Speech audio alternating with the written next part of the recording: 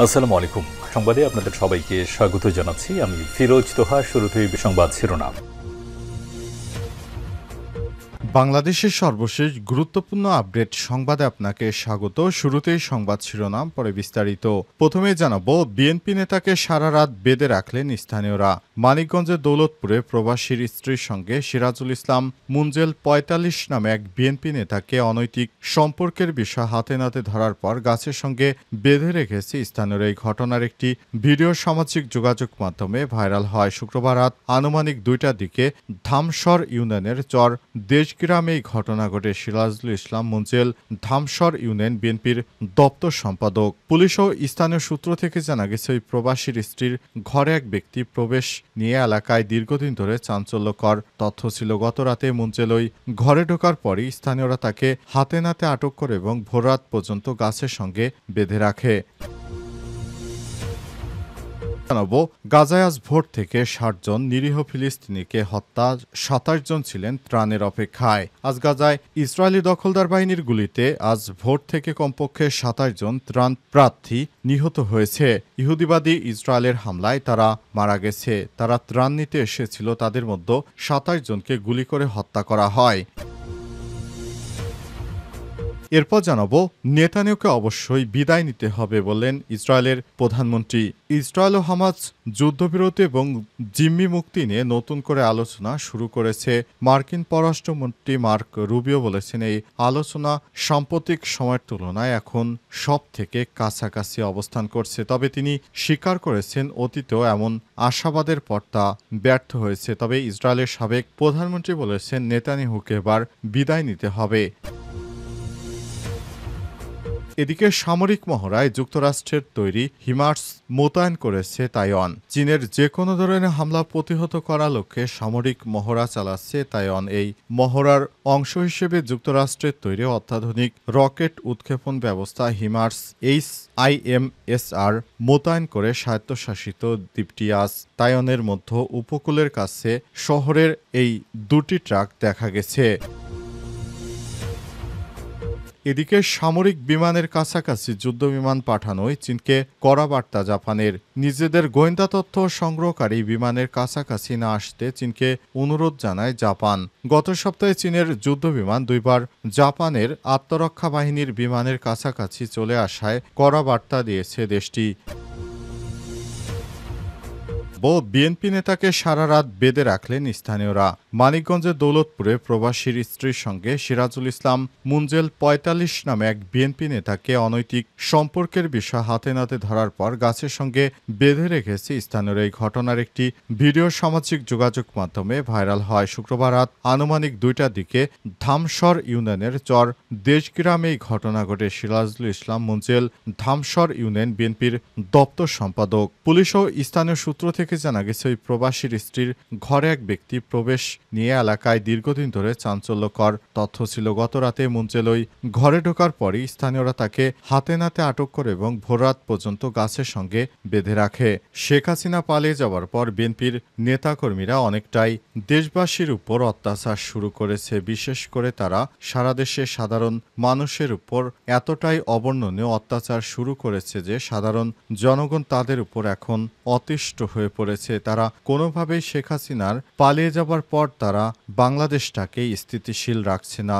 দেখা যাচ্ছে বিভিন্ন সময় তারা সারা দেশ জুড়ে চাঁদাবাজি এবং মানুষের অর্থ সম্পদ লুটপাট, অন্যের বউকে পরকীয়া করা সহ বিভিন্ন অপরাধ করে যাচ্ছে বিএনপির নেতাকর্মীরা। তারা প্রকাশ্যে সব অপরাধ করলেও তারা আইনের ধরাছোঁয়ার বাইরে রয়ে যাচ্ছে। বিএনপির এই অপরাধের সঙ্গে সারা দেশবাসী এবার ফুঁসে উঠেছে। আজ বিএনপির মহাসচিব মির্জা ফখরুলের ভাইকে গণধোলাই দিয়েছে সাধারণ ছাত্র জনতা। তারা বলছে, বিএনপির ফখরুলের ভাই আর হচ্ছে বিএনপি, তারা সবাই একই, তাদেরকে কোনোভাবেই ছাড় দেওয়া হবে না।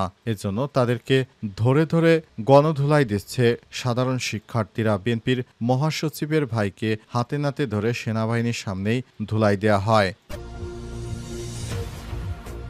গাজায় ভোর থেকে ৬০ জন নিরীহ ফিলিস্তিনিকে হত্যা করা হয়েছে। ২৭ জন ছিলেন ত্রাণের অপেক্ষায় দাঁড়ানো।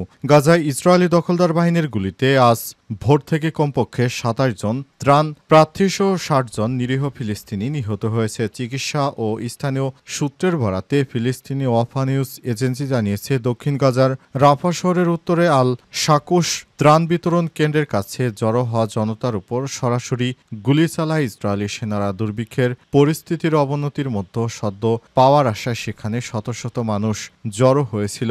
জাতিসংঘের তথ্য অনুযায়ী গত ৬ সপ্তাহে গাজায় ত্রাণের অপেক্ষায় থাকায় প্রায় ৮০০ জন ফিলিস্তিনি নিহত হয়েছে। কমপক্ষে ৬,৫০,০০০ শিশু দুর্ভিক্ষের ঝুঁকিতে পড়েছে। ইসরায়েল সম্পূর্ণ অবরোধে ১০৩ দিন পূর্ণ হওয়ার সঙ্গে সঙ্গে ফিলিস্তিনি কর্তৃপক্ষের কর্মকর্তারা বলছেন, লজ্জাজনক আন্তর্জাতিক নীরবতার মধ্যে ৬,৫০,০০০ শিশুসহ লাখ লাখ মানুষ দুর্ভিক্ষের মুখোমুখি হচ্ছে। সরকারি এক বিবৃতিতে বলা হয়েছে, ইসরায়েলি বাহিনী সমস্ত ক্রসিং বন্ধ করে দিয়েছে এবং খাদ্য, ওষুধ ও জ্বালানি প্রবেশে বাধা দিয়েছে। এটি আধুনিক সময়ে সম্মিলিত অবরোধের সবথেকে গুরুত্বপূর্ণ অপরাধের মধ্যে একটি। এতে বলা হয়েছে, গত ৩ দিনে আমরা অত্যন্ত নিষ্ঠুর মানবিক পরিস্থিতির মধ্যে খাদ্য এবং প্রয়োজনীয় চিকিৎসা সরবরাহের অভাবের কারণে শত শত মৃত্যু রেকর্ড করেছি। বিবৃতিতে বলা হয়েছে, এখন পর্যন্ত দুর্ভিক্ষে ৬৭ জন শিশু মারা গেছে এবং গাজায় প্রায় ১২.৫ মিলিয়ন মানুষ বিপর্যয়কর ক্ষুধার সম্মুখীন হয়েছে।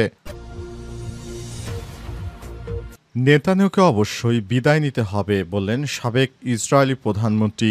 রোববার ইসরায়েল ও হামাস যুদ্ধবিরতি এবং জিম্মি মুক্তি নিয়ে নতুন করে আলোচনা শুরু করেছে। মার্কিন পররাষ্ট্রমন্ত্রী মার্ক রুবিও বলেছেন, এই আলোচনা সাম্প্রতিক সময়ের তুলনায় এখন সবথেকে বেশি কাছাকাছি অবস্থানে রয়েছে। তবে তিনি স্বীকার করেছেন, অতীতে এমন আশাবাদের পর ব্যর্থতা এসেছে। সর্বশেষ প্রস্তাব অনুযায়ী হামাস ৬০ দিনের যুদ্ধবিরতির বিনিময়ে ১০ জন জিম্মিকে মুক্ত করতে সম্মত হয়েছে। এ সময়ের মধ্য দিয়ে একটি স্থায়ী যুদ্ধবিরতির লক্ষ্যেও আলোচনা চালিয়ে যাওয়া হবে। তবে চূড়ান্ত চুক্তি নিয়ে এখনও তীব্র মতপার্থক্য রয়ে গেছে। ভারতের এনডিটিভিকে দেয়া এক সাক্ষাৎকারে সাবেক ইসরায়েলের প্রধানমন্ত্রী এহুদ ওলমার্ট সাফ জানিয়ে দিয়েছেন, হামাস সব জিম্মিকে মুক্তি দেবে না, কারণ এটাই তাদের হাতে শেষ সম্পদ এবং কেবল তখনই দেবে যখন নিশ্চিত করা হয় যুদ্ধ পুরোপুরি শেষ হয়েছে। তিনি জোর দিয়ে আরও বলেছেন, গাজায় হামাস কর্তৃক শেষ না হওয়া পর্যন্ত ইসরায়েল লড়াই বন্ধ করবে না। ওলমার্ট আরও বলেছেন, চূড়ান্ত শর্তবার্তা দিয়ে এখনও মতবিরোধ রয়েছে। তিনি আরও জানান, হামাস চায় যুদ্ধের পূর্ণ অবসান এবং ইসরায়েলি বাহিনী সম্পূর্ণ প্রত্যাহার, আর ইসরায়েল চায় হামাসের ক্ষমতার কাঠামোকে পুরোপুরি ধ্বংস করা। তিনি যুক্তরাষ্ট্রের প্রভাব নিয়েও প্রশ্ন তুলেছেন, বিশেষ করে মার্কিন প্রেসিডেন্ট ডোনাল্ড ট্রাম্প ইসরায়েলের প্রধানমন্ত্রী বেঞ্জামিন নেতানিয়াহুর উপর কতটা প্রভাব ফেলতে পারেন সেটির উপর। তিনি আরও বলেছেন, এটা একটা বড় প্রশ্ন। ট্রাম্প তার বিশাল প্রভাব কতটা ব্যবহার করতে পারেন নেতানিয়াহুকে বাধ্য করতে এবং যুদ্ধ থামিয়ে একটি এমন চুক্তিতে পৌঁছাতে যা ভবিষ্যতে সহিংসতার পুনরাবৃত্তি ঠেকাতে পারে।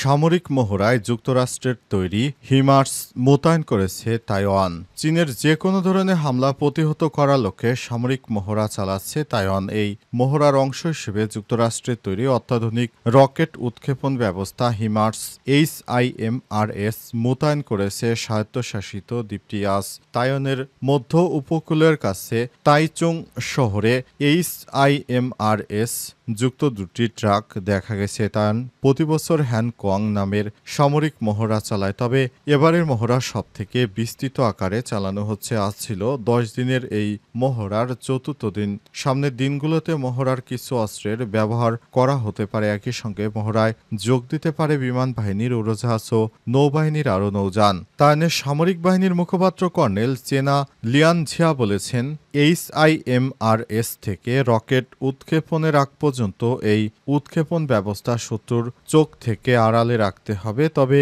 এই অঞ্চলে বিভিন্ন দেশের সামরিক বাহিনীর কর্মকর্তারা বলছেন, যুদ্ধের মতো এই মহড়ায় HIMARS মোতায়েন ঘনিষ্ঠভাবে নজর রাখা হচ্ছে।